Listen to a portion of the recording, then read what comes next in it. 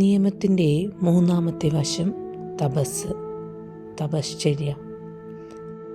തപസ് എന്ന വാക്ക് കേൾക്കുമ്പോൾ നൂറുകണക്കിന് വർഷങ്ങൾ ധ്യാനിച്ച പുരാതന ഋഷിമാരെയാണ് നമുക്ക് പെട്ടെന്ന് ഓർമ്മ വരുന്നത്. തപസ്സിൻ്റെ ഒരേ ഒരു അർത്ഥം അതാണെന്ന് നമ്മൾ വിശ്വസിക്കുന്നു.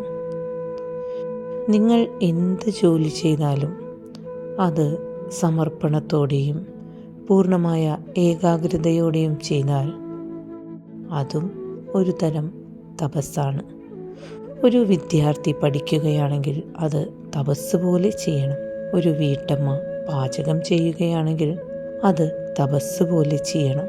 ഒരു ഡോക്ടർ ശസ്ത്രക്രിയ നടത്തുകയാണെങ്കിൽ അത് തപസ് പോലെ ചെയ്യണം.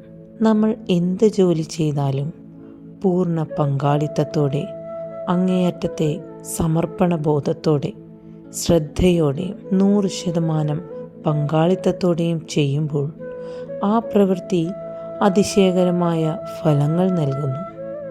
അത് ധാരാളം ആന്തരിക ശക്തിയും നൽകുന്നു. ഒരു ജോലിയും അത് ചെയ്യാൻ വേണ്ടിയോ അശ്രദ്ധമായ മനോഭാവത്തോടെയോ നാം ചെയ്യരുത്. നമ്മൾ എന്ത് ചെയ്താലും അത് ഒരു ചെറിയ ജോലിയാണെങ്കിൽ പോലും അത് ശ്രദ്ധാപൂർവം, മനസ്സോടെ, സന്തോഷത്തോടെ വേണം ചെയ്യാൻ. നഖം വെട്ടുന്നത് പോലെ ലളിതമായ ഒരു കാര്യം പോലും ശ്രദ്ധയോടെ വേണം ചെയ്യാൻ.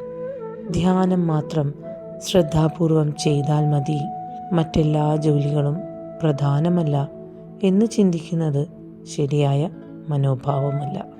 നാം അതീവ ശ്രദ്ധയോടെ ധ്യാനം ചെയ്യുന്നത് പോലെ ഉണരുന്ന നിമിഷം മുതൽ ഉറങ്ങാൻ പോകുന്നതുവരെ നമ്മുടെ എല്ലാ ജോലികളും ശ്രദ്ധയോടും മനസ്സോടും ചെയ്താൽ അത് നമ്മുടെ ഉള്ളിൽ ആഴത്തിലുള്ള സംതൃപ്തി കൊണ്ടുവരും.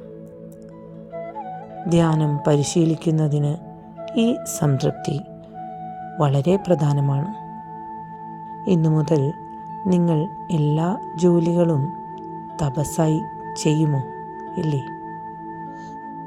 മംഗളം, നിത്യ ശുഭമംഗളം.